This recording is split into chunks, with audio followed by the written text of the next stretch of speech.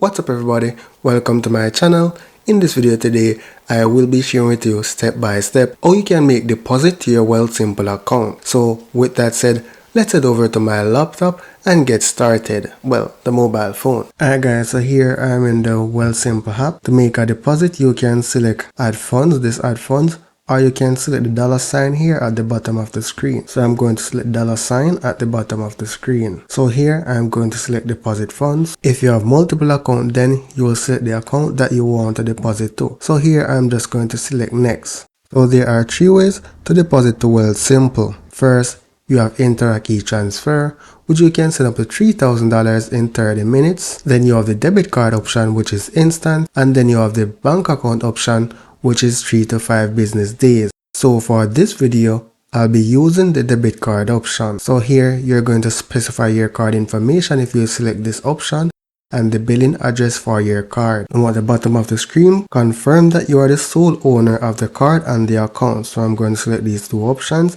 and then select link card. Once you have linked your card, you can then specify the amount that you want to deposit. So here I'm just gonna say 100 Canadian dollars and then select, let me do 105, then select next. So the next step is to really confirm your deposit, the amount that you're sending.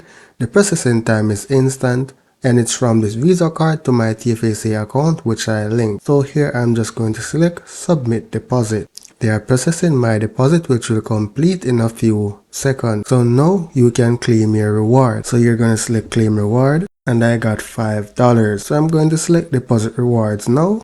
So the $5 has been deposited into my account and now you can browse stock to invest in, right?